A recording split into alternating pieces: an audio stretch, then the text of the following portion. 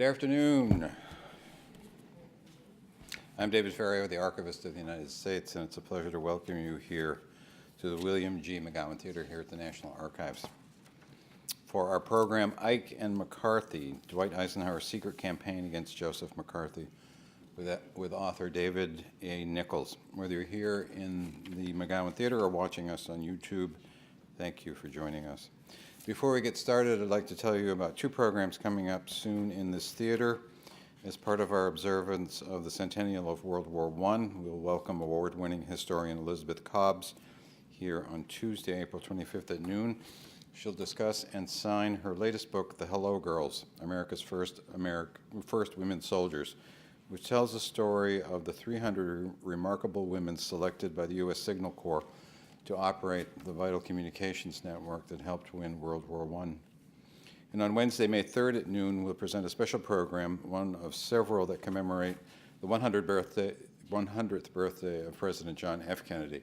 Historian Douglas Brinkley and JFK's nephew Stephen Kennedy Smith will be here to discuss their book, JFK, A Vision for America, which brings together Kennedy's greatest speeches alongside essays by America's top historians, political thinkers, writers, and artists, and a book signing will follow that program. To learn more about these and all of our public programs, consult our monthly calendar of events in print or online. There are copies in the lobby as well as a sign-up sheet where you can receive it by regular mail or email. The National Archives and Records Administration oversees 14 presidential libraries, including the Dwight D. Eisenhower Library in Abilene, Kansas. Each library is an unmatched resource for information about the insight into a president, his family, and associates. As scholars burrow deeply into the records and as more material is released over time, we often see shifts in how a president and the presidency is perceived. This is certainly true of Dwight Eisenhower. While he was once regarded as a genial but detached, he is presented as more complex and a more involved president. One major criticism of Eisenhower was that he did not confront Senator Joseph McCarthy during his anti-communist crusade. Today's guest, David Nichols, having investigated documents in the Eisenhower Library and elsewhere, reveals how Eisenhower worked behind the scenes to engineer McCarthy's downfall. In his book Acknowledgments, Nichols graciously thanks the staff of the Eisenhower Library, including former director Carl Weisenbach, his successor Tim Reeves, and archivist Christopher Abrams. While Dr. Nichols was working on this book, he allowed us to print an excerpt in our fall 2015 issue of Prologue. It's a commemoration of the 125th anniversary of Eisenhower's birth. And now I'd like to turn you over to the Executive Director of the Eisenhower Memorial Commission, Brigadier General Carl Riddell. General Riddell began his work with the Eisenhower Memorial Commission in 2001 while he was Public Service Fellow in the Center for Public Service at Gettysburg College in Pennsylvania. Before arriving in Gettysburg, he was professor and head of the History Department at the United States Air Force Academy, president and then CEO of the Eisenhower World Affairs Institute in Washington, D.C. Please welcome Brigadier General Carl Riddell.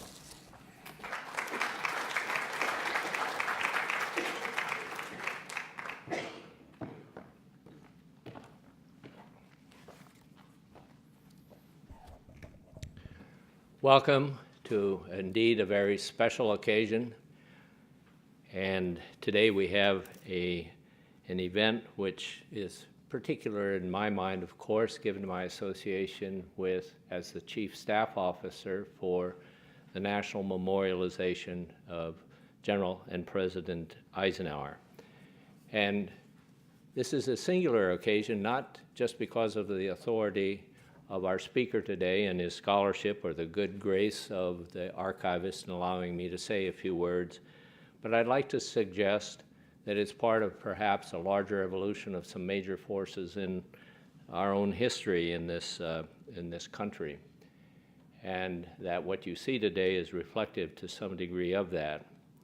There are different indications of the reappreciation of General and President Eisenhower. Most recently, you may have noted that C-SPAN's poll of presidential historians and experts on the presidency rank General and President Eisenhower as fifth of all American presidents. And it's not an accident that this fall, groundbreaking leading to construction will take place on the National Eisenhower Memorial. For me to come to this podium is a special chance then to speak to what I would consider the larger significance, that it does not mean that the intellectual pedigree of our speaker today isn't important, or for me to talk about his lifelong service in higher education in Kansas and as a professor, but rather I'd like to be selective in making a few comments as they relate to Eisenhower. This will be, with this National Presidential Memorial, the farthest west that America will have nationally memorialized one of its presidents. The farthest west we've gone to this point is Springfield, Illinois, with Lincoln. Now we're crossing the Mississippi. And it's, to me, very interesting that we have with us a bona fide Kansan today talking to us here in the National Archives about Eisenhower. And presumptuously, I'd like to hint and suggest that I don't think the three books done by our author today could have been done without the National Archives, the library system you just heard a few words about, and the first-rate, truly professionally managed and led collection that exists in Abilene, Kansas. In looking at Dave's three books, which I just mentioned, I'd like to suggest, as interesting as they are individually, it's their collective impact that is really worth, I think, a moment of reflection. That collective impact ended up addressing what I consider three of the more enduring but fallacious criticisms of President Eisenhower. The first was in the field of civil rights. You may be familiar with Dave's book, A Matter of Justice, published in 2007. The second was Eisenhower's exercise of authority as president in the formulation of policy and in decision-making, which Dave dramatically addressed in his book, Eisenhower, 1956. And we have now the third element of enduring but fallacious criticism concerning Eisenhower's relationship with Joe McCarthy. The high excellence and the quality of Dave Nichols' fact-driven research has put these criticisms to the test, and I would say largely to rest. Dave is part of a select group, small select group of scholars who have fundamentally changed the appreciation of the presidency, and in a way which is very positive for all of us as citizens of this great country.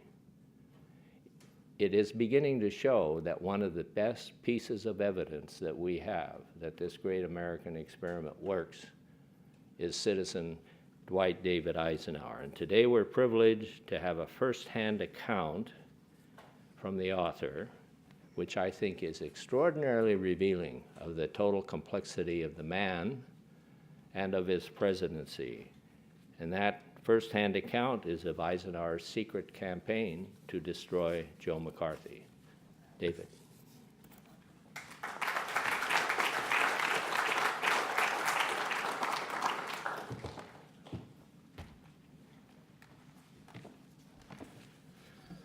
Thank you, gentlemen. Thank you, everybody. You're hearing me okay? All right. March 27th, 1953, Dwight Eisenhower won a big victory over Senator Joseph McCarthy. Ike's nominee for ambassador to the Soviet Union, Charles Bolin, opposed by McCarthy, fiercely opposed, was confirmed by the Senate by a vote of 74-13.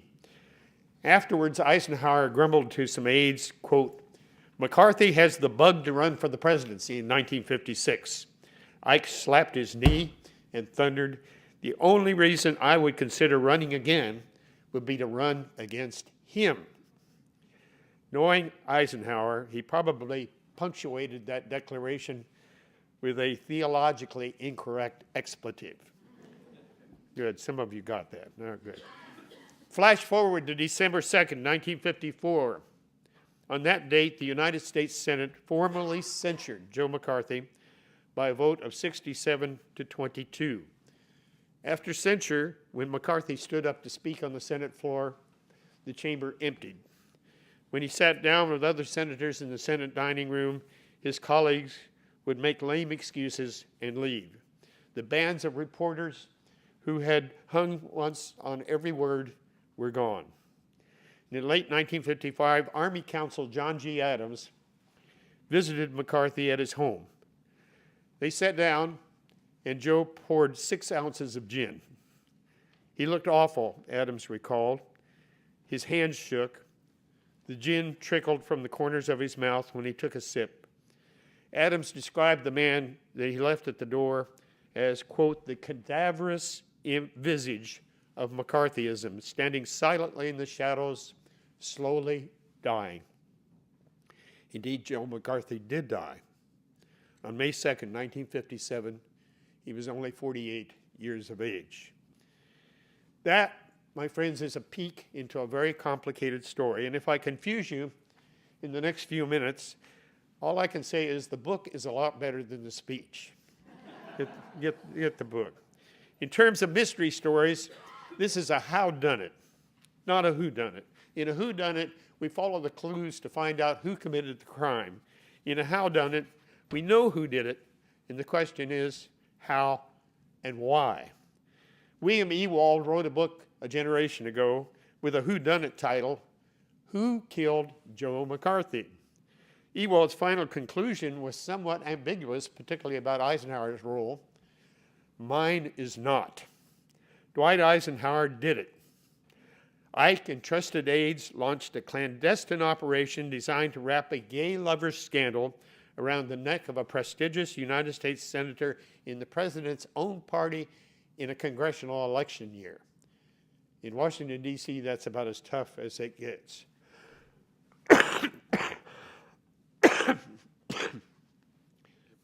Permit me a word about that lover's scandal. The 1950s was a horrendously homophobic period. Just the rumor, not the fact, that someone was gay could cost them their job. And at that time, it was widely believed that homosexual people could be blackmailed by the communists. And so even the Eisenhower administration ushered a good many people out if they had questions about there being security risks. Now, you've all heard the traditional explanations for Joe McCarthy's demise, and they all have some legitimacy. McCarthy, an alcoholic, did himself in. He was damaged by Edward R. Murrow's legendary See It Now television program. During the Army McCarthy hearings, the television unmasked McCarthy as the lying demagogue he was. And in this conventional version, the final nail in McCarthy's political coffin was the censure vote by the Senate.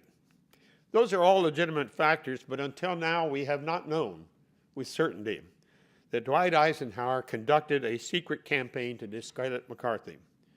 Historians have assumed that Ike was cowardly in his response to the senator, refusing to use the bully pulpit against him. And we so often measure presidents by their use of the bully pulpit, don't we? Eisenhower, in fact, refused to even mention Joe McCarthy's name in public, believing that giving him presidential attention would only enhance his notoriety. John Adams observed, quote, Eisenhower's indifference was deceptive. He could be in control while appearing to loaf. Well, who was Joe McCarthy? Just to be sure that we provide the background for you, he represents to me what Richard Hofstadter, a great historian, called the paranoid style in American politics. That paranoia, Hofstadter said, bubbles up about once every generation.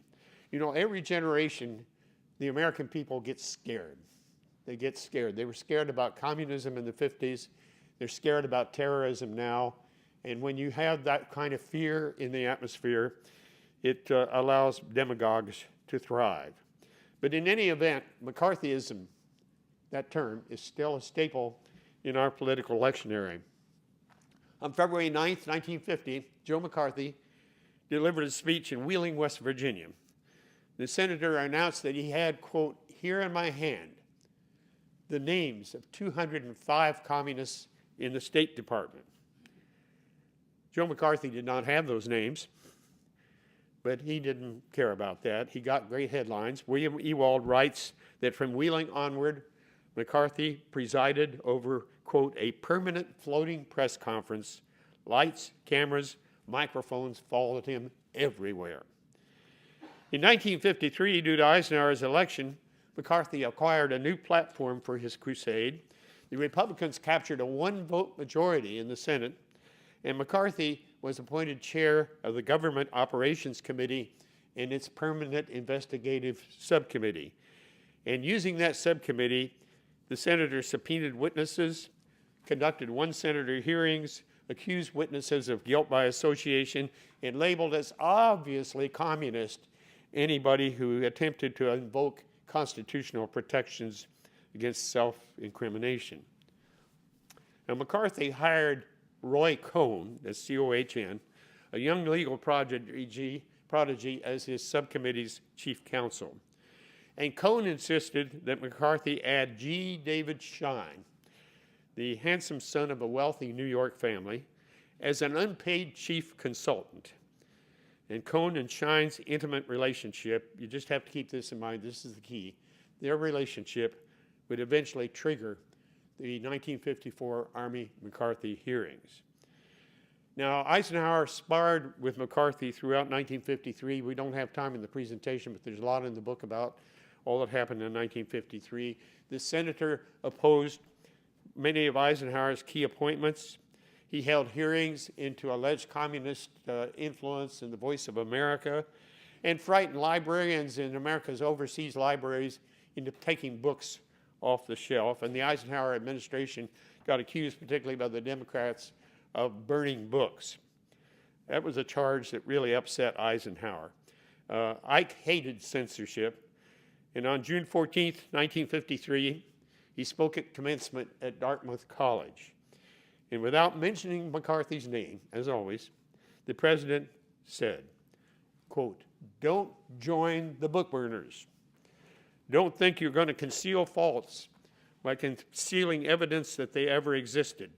Don't be afraid to go into your library and read every book as long as that document does not offend our own ideas of decency. How will we defeat communism unless we know what it is and what it teaches? And why does it have such an appeal for men? Why are so many people swearing allegiance to it?" Now, Dwight Eisenhower loathed Joe McCarthy. That's the word his brother Milton used for his feelings. And still, he adamantly refused to, quote, "get down in the gutter with that guy." "The President of the United States cannot afford to name names," Ike wrote a friend. "Nothing would probably please McCarthy more than to get the publicity that would be generated by public repudiation by the President." During 1953, Eisenhower had priorities other than McCarthy anyway. In his first year in office, the nation was still at war in Korea, which he ended in July. The American people were still recovering from the traumas of Depression and World War II. The Cold War with the Soviet Union had created a climate of fear that was the lifeblood of McCarthyism. But 1954 was different. In January 1954, Joe McCarthy's prestige was at its zenith, with a Gallup poll approval rating of 50% favorable, 29% unfavorable. It was 50 to 29 favorable. But by then, Dwight Eisenhower had concluded that Joe McCarthy was more than a nuisance. He was a threat to the president's foreign policy goals, to his legislative program, and to his party's and his own electoral prospects. Let me back up a little bit. In July 1953, David Schein, remember David Schein, who came on because Roy Cohn wanted him, was sent his draft notice from the United States Army. And in response, Roy Cohn launched a frantic campaign trying to get Schein a special commission that would permit him to stay with the McCarthy subcommittee and therefore with him. And Cone constantly harassed the Army in all kinds of ways that's detailed in the book, insisting that Schein be available for things like what he euphemistically called committee business on nights and weekends at a nearby hotel. Thwarted at every turn, Cone angrily threatened to, quote, wreck the Army.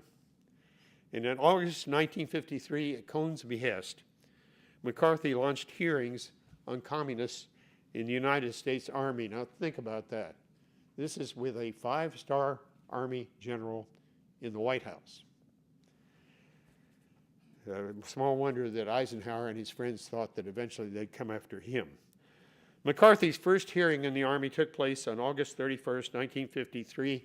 There's quite a bit of this transcript of that first hearing on August 31st, 53, particularly with Doris Walters Powell, who was a clerical.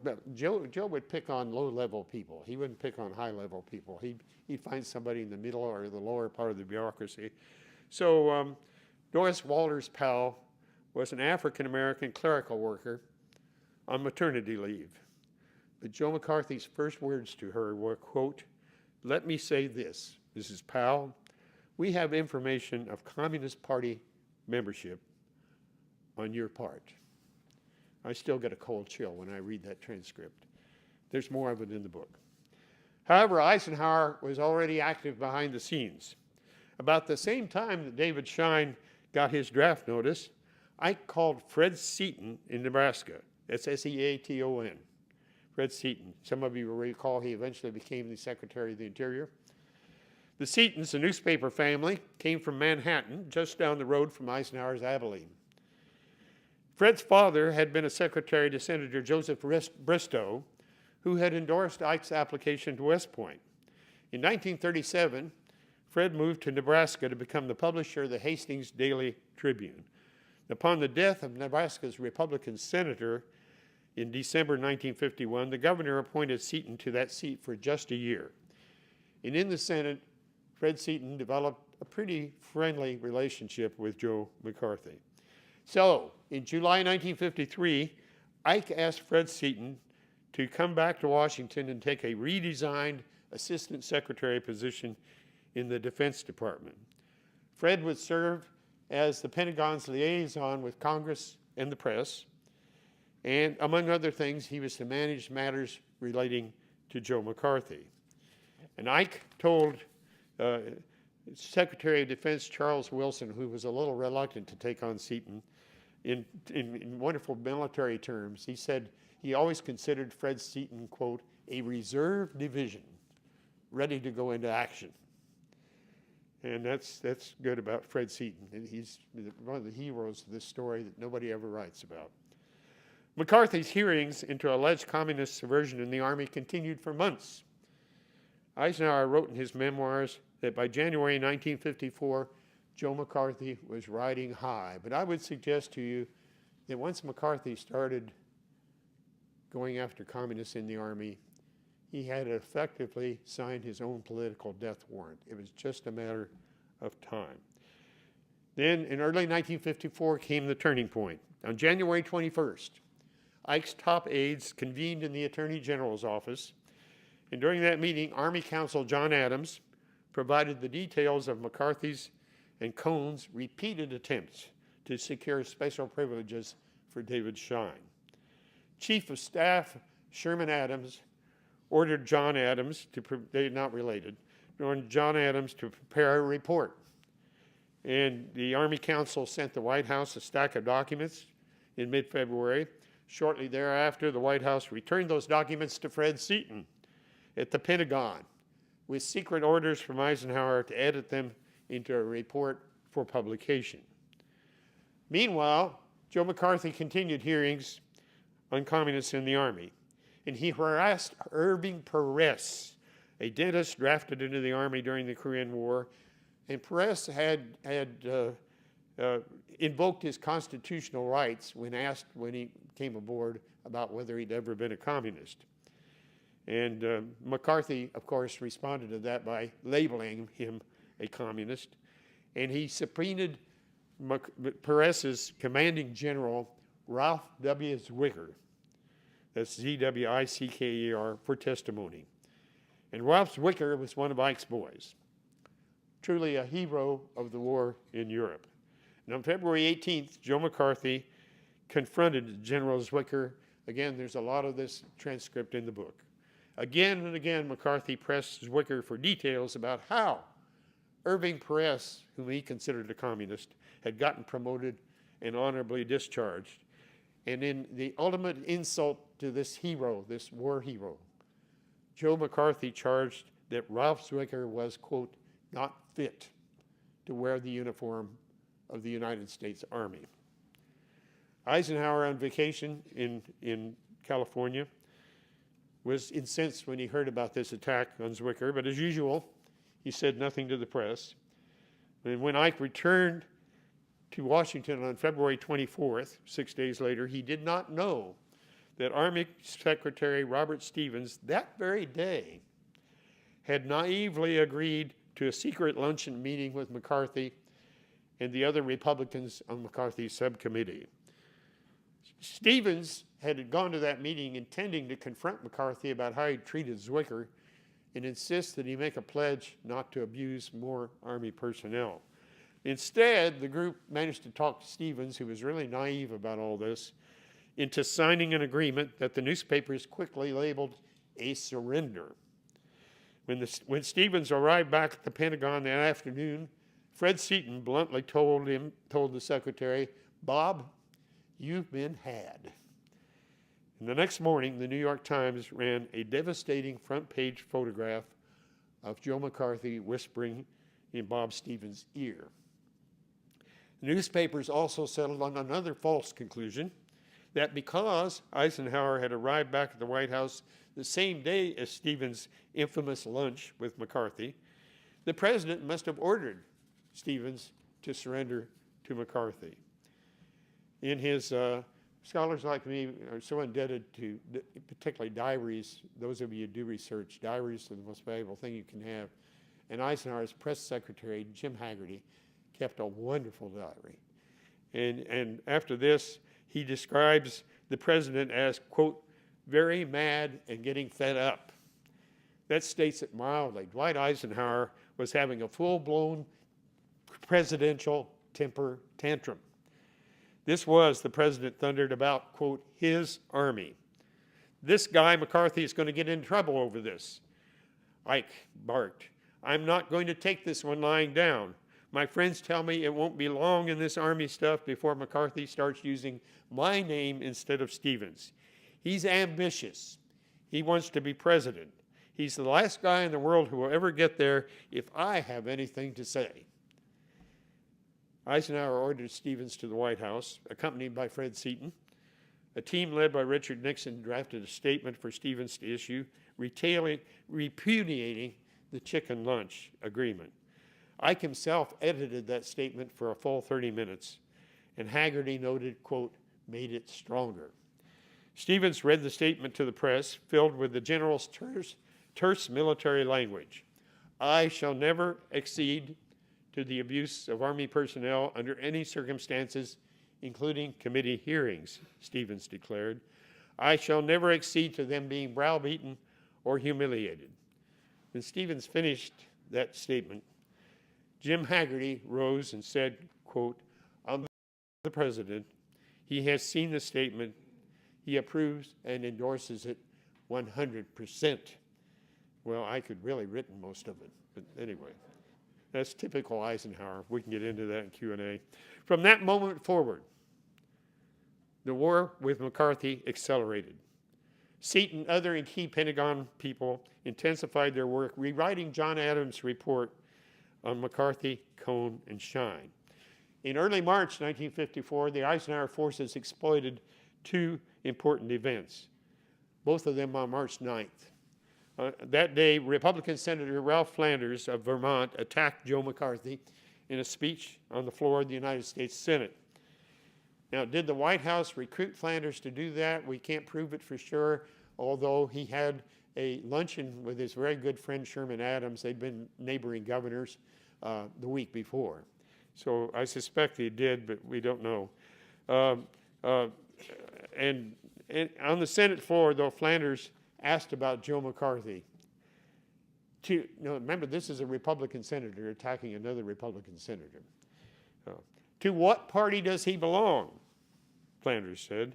One must conclude, the Vermont senator went on, that his is a one-man party and that its name is McCarthyism. And Flanders concluded his speech with a sarcastic riff about McCarthy's persecution of that dentist, Irving Perez. McCarthy, Flanders boomed, dons his war paint. He goes into his war dance. He admits his war hoops.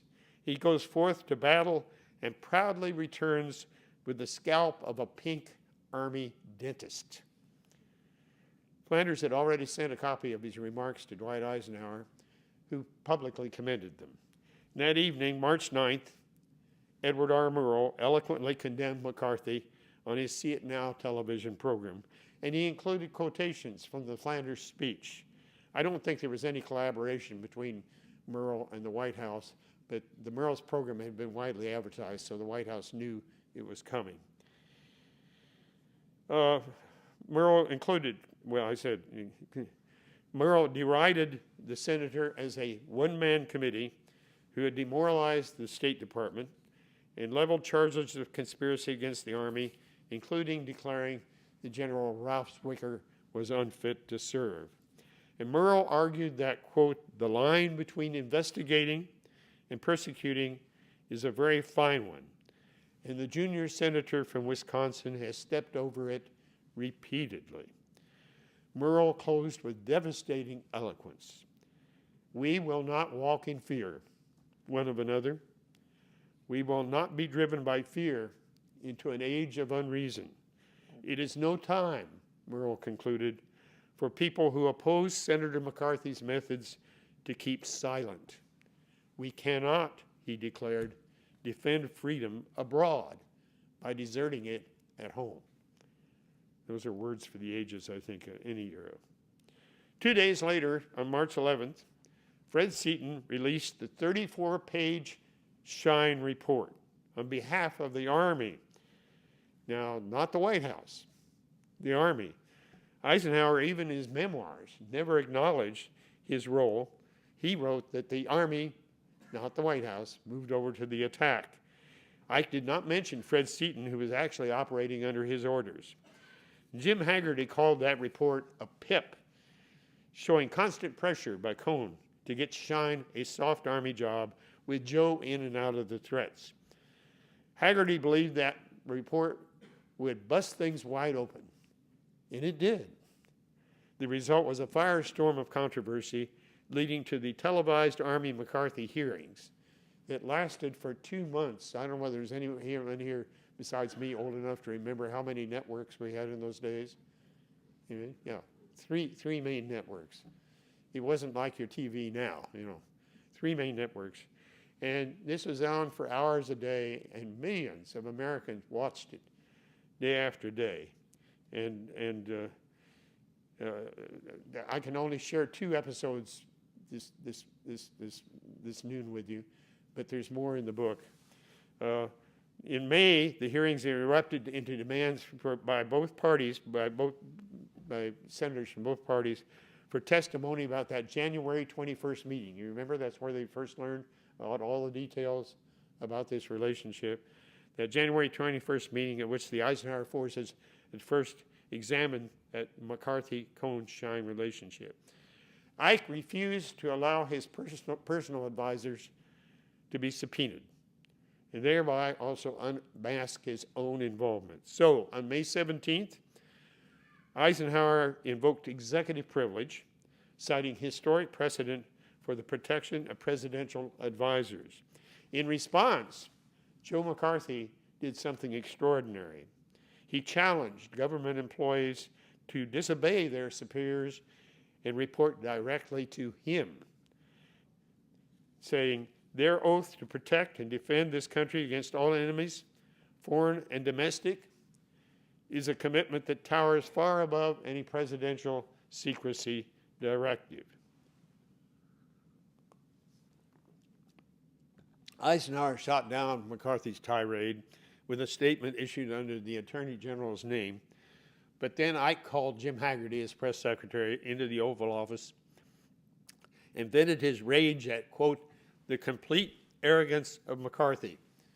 Pacing behind his desk, Eisenhower thundered that McCarthy's challenge to federal employees to disobey their superiors, quote, amounts to nothing but wholesale subversion of public service.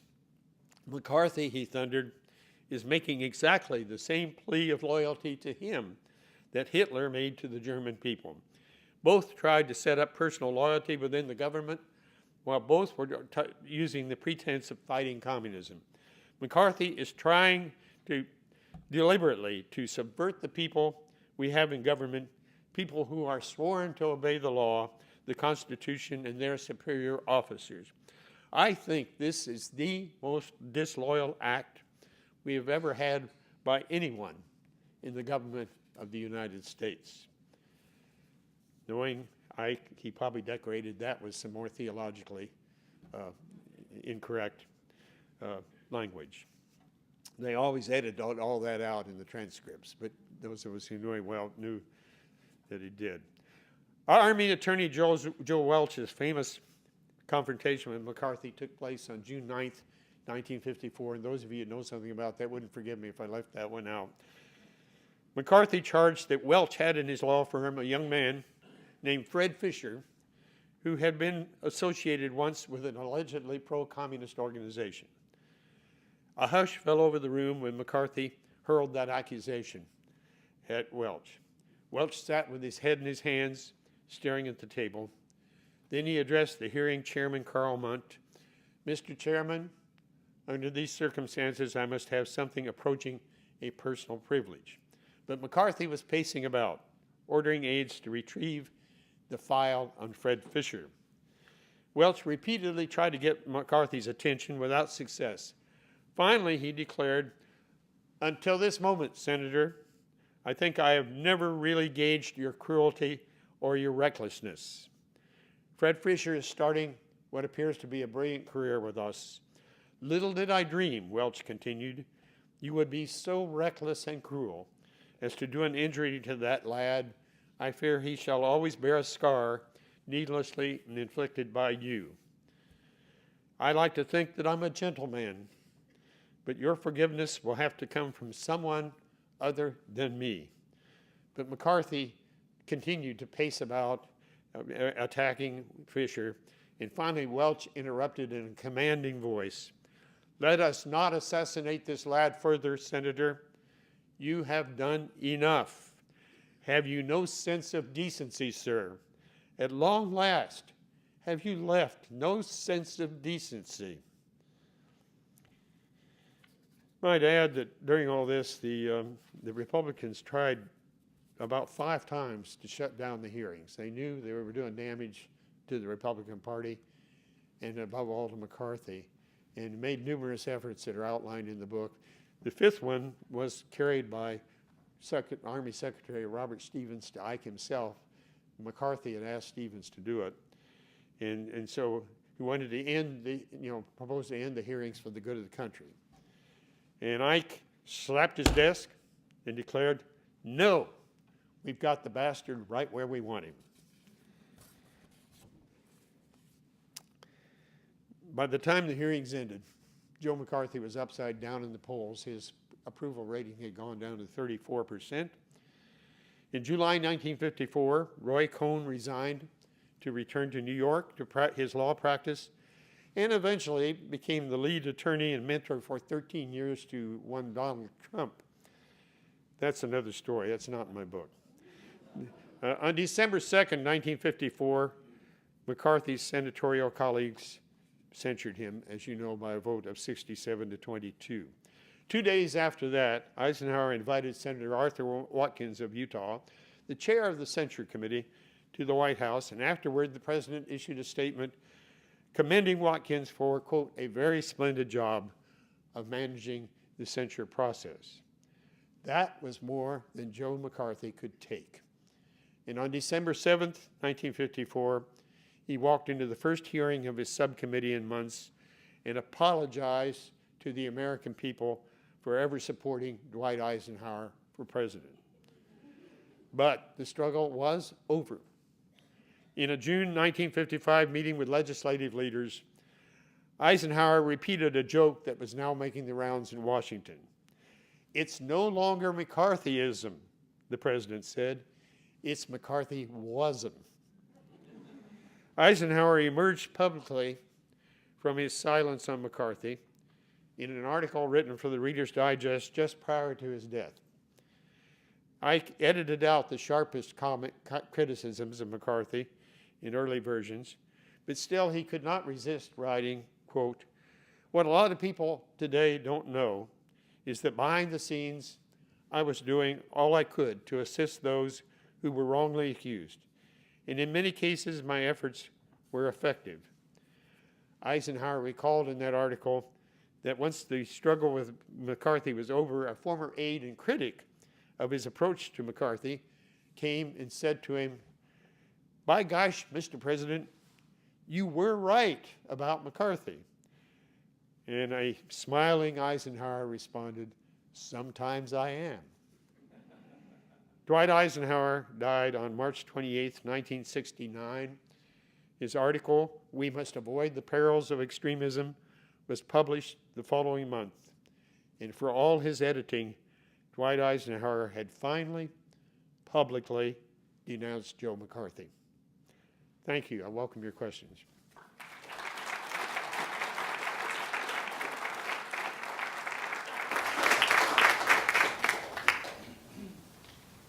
Let's see, who's my timekeeper?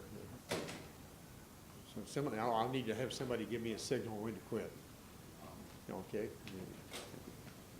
I have Questions? yeah, I have a, Pardon? I have a multi-part question. I think I get quickly. And Yes. whatever happened to Doris Watkins Powell? She was suspended. Was it ever rescinded? And did she get her back pay? No, she lost her job. I She don't lost know it. whether she got any back pay or not, but she eventually was dismissed. And you mentioned the picture with Shine in front of the airplane. It was on page 94. Is that extant? You read the book. Yeah. I'm impressed. Well, is that picture extant? Does it exist? I do not know, sir. I'm sorry. Okay. And the thing that gets me was the fractious news conference chapter. Was there a rift between Eisenhower and Brownell over how that was handled, whether Eisenhower was informed about Harry Dexter White?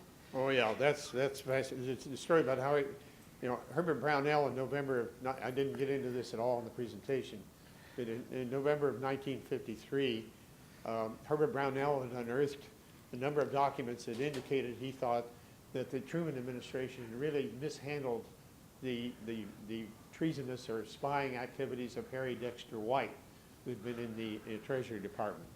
And so Brownell made a speech about that, and it's one of the moments that doesn't go well for Eisenhower and Brownell. Richard Nixon, who was one of their main political advisors, was in the Far East, and so they didn't get good political advice. It was one of those things that went sideways on them. And eventually, let's go back though. You're talking about Where Eisenhower said in the press conference he hadn't been briefed, and Brownell said that he had been. Right. Yeah. And Eisenhower, Brownell said that to himself. He didn't say it publicly. I know, yeah. And then later on in the cabinet meeting, defends Eisenhower. One of the things you have to know about, and you may not like it, but what Eisenhower was a master at delegating to people key confidence like Herbert Brownell. And they not only understood they were to do what he wanted them to do, but if the thing went south, they would take the heat. And that's what Eisenhower did to Herb Brownell in that situation publicly. He, in effect, you could say lied, certainly misled the press about knowing about it. He just somehow didn't know anything. When Brownell said, in fact, he had read the speech aloud to Eisenhower. And, I can't, Eisenhower's penchant for secrecy and protecting his own popularity was well known in Herbert Brownell's memoir. He talks about that Ike would sometimes leave him out on the proverbial limb, and they were expected to hang there. And he did, and later on went to the cabinet meeting and defended what the president had done. Herb Brownell was, in my estimation, a remarkable guy. And the last part is, what was the magic of Joe McCarthy? When you read the book, you can see he was a bully, he was a loudmouth. What was the magic that made people quake underneath him when they got in front of him? Oh, you have such good questions. Thank you. I don't know. One of the problems we have in talking about Joe McCarthy is his senatorial papers are still not available for research. They are locked up for as long as his daughter lives, and I'm not sure what happens after she dies. That a scholar like me, I would have been up to Marquette University in Milwaukee in a heartbeat to work in those, but I was repeatedly told that we could not get into those papers. So McCarthy's side of it isn't very well. But having said, McCarthy was brilliant in his own way. He had a great flair for getting headlines. And that's what he was after. And he didn't mind telling a big lie. And the bigger lie, the more headlines he got. And folks, I would suggest to you that's not new in American history.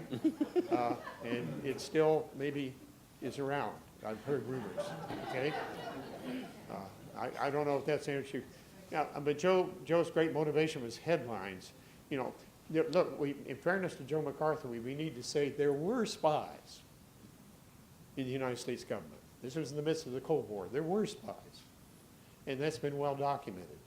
There's no evidence that Joe McCarthy ever caught one, however. Got some questions on the other side. What about McCarthy's attempt to purge other senators through the political system? Did Eisenhower get involved in the party election sort of things, the primaries and so forth, particularly in Wisconsin? Yeah, most of that was prior to Eisenhower taking office, and I don't pretend to be expert on that sir. Purge of Alexander Wiley? Yeah, that was Wasn't that later? 1950, 51, 52, yeah. And I have not done detailed research on that, but yeah, it was a scurrilous kind of thing he did with Wiley, certainly. And I'm sorry I can't give you a lot of detail on that because I really start with Eisenhower in 53, and that was still bubbling around, but it wasn't front and center during the 53, 54 period. Yes, sir. I want to go back to your comment about there were spies and things that McCarthy got right that he didn't know or have anything connected to. Is there anybody doing research, or have you come across anything? What did the Soviet Union think of McCarthyism at the time, that period? How were they reviewing that or analyzing that, or is there anything that was No, public? I'm sorry, I don't have, I tell people I know a whole lot about a little. I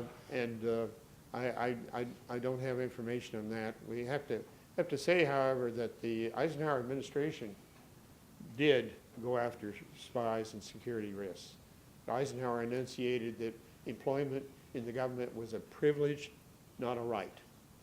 And so they had about 4 categories of people that they would consider security risks, including alcoholics, blabbermouths, homosexuals, and philanderers. I think those are the 4.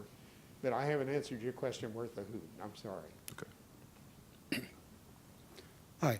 First of all, I'd like to thank you for coming here today and share a lot about that little you know about McCarthy period and Eisenhower. You also pointed out, that we live in, at times, history somewhat repeats itself in terms of the communist fear. Now we have the fear of terrorism. To kind of use, I guess, to borrow from our current president, there's no question that McCarthy was a bad hombre. Okay. Now there's some question on who the bad hombre may be. But we seem to be in a period similar to this, certainly fake news, this type of thing. So as historians, I think one of the great things that historians do, they write about what they know in a period before so we can use them now as we live. Are there lessons from your book or that whole period that can apply now in terms of making our world, our country, whatever our aims are better? Because in some ways it's reversed. Eisenhower's the hero in this book and it's somebody else. Somebody might argue that it's going to have to be an outsider this time. Yeah, that's dangerous territory for a historian. That's why I put you there. Yeah, I know. Well, I'll try not to dodge your question because I think, as Richard Hofstadter, I mentioned it, Richard Hofstadter, this paranoid style bubbles up every generation. And one of the characteristics of democracy is that people can tell big lies and get coverage for it. True. And you could argue that Joe McCarthy was a producer of fake news. That's what that 205 communists in the state was, of fake news. And he got coverage then, and of course our media is even more intensive now. They just follow every word that the president said or anybody else says. And so I think we've had that kind of thing again. And there are, I have not written about it in depth, but there have been articles out about what Roy Cohn taught Donald Trump. That was interesting. And taught him, when Trump first consulted with Roy Cohn, are you with me? Roy Cohn was the chief counsel to McCarthy. He was only 25 years old when McCarthy hired him.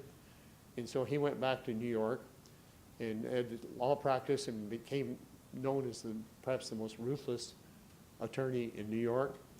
And when Trump and his father first came to him, the United States government was suing them for discrimination in their housing. This is 1973, as I recall. And that Trump went to Roy Cohn and asked his advice, and Cohn said, tell him to go to hell and take him to court. That's what they did, and they eventually settled. He taught him never to apologize, to attack your enemies vociferously, and if you tell a big lie, tell a big one, tell a big one and stick to it, never back off, never apologize. Now, I don't mean to offend anybody with that, it's just my observation that it's similar, but as I say to you, historians going into that ground are probably walking on thin ice. Thank you. Yes, sir. I had heard that Bobby Kennedy had worked for Roy Cohn and also for his boss. Was that true? Yes, that's true. The McCarthy and the Kennedys were quite thick and quite close. And I know a scholar who's working on quite a bit of that now. I have not worked on it in depth, but Robert Kennedy was attached to McCarthy and to Cohn for a while, and then left, I think he left in 1954 to do other things. But initially they were very close. The Joe Kennedy family and McCarthy was very close. And I understand Bobby Kennedy went to McCarthy's, I can't validate this for sure, went to McCarthy's funeral, but sat someplace where nobody would see him or know he was there. So, yeah, they were close. That's true. I do not know, sir, in lots of detail about that. Was Bobby Kennedy involved in the anti-communist witch hunt? I think you could say, as a young attorney, he was working on it. I can't cite. My goodness, I was on a Robert Kennedy delegation back in 1968.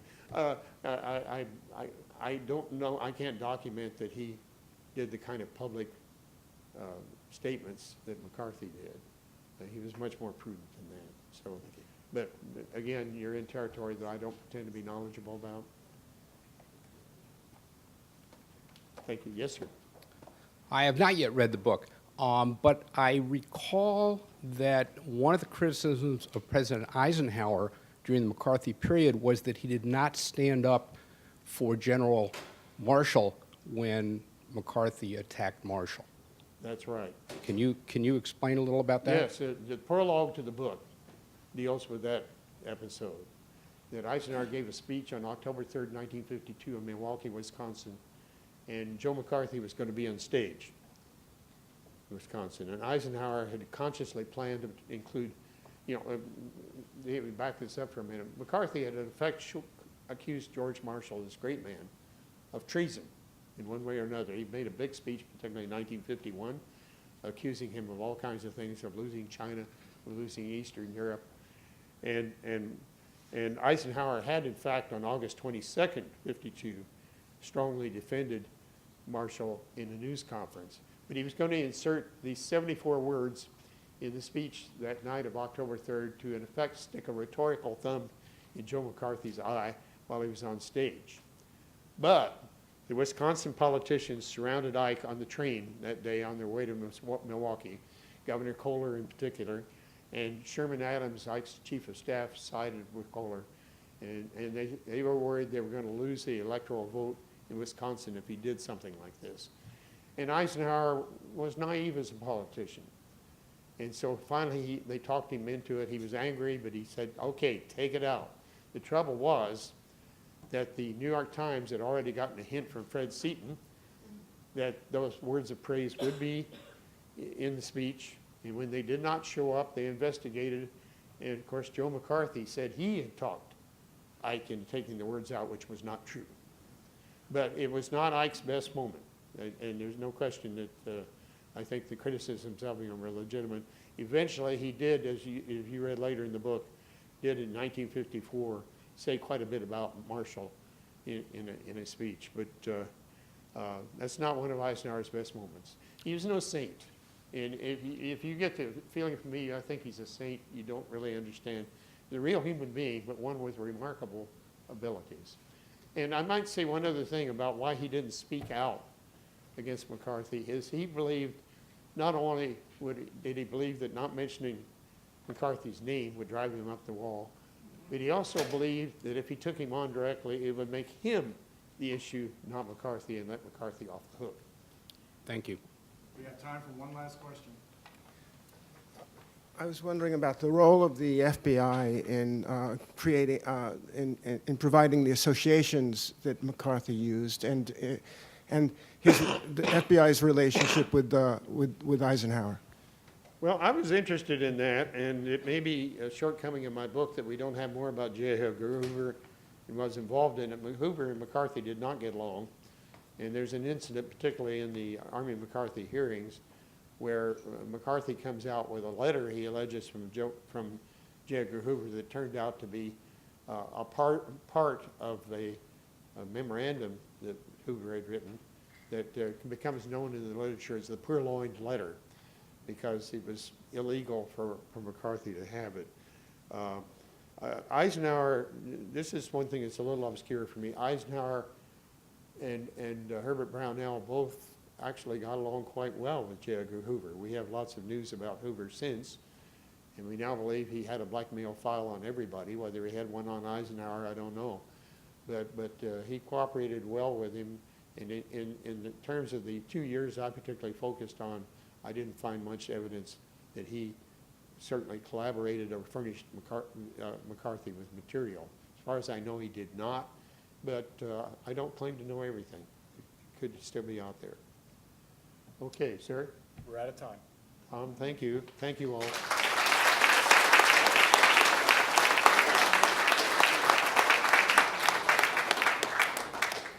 Mr. Nichols will be signing copies of his book about one level up outside the, or two levels up outside the museum. The book is store. better than the speech, folks. Okay.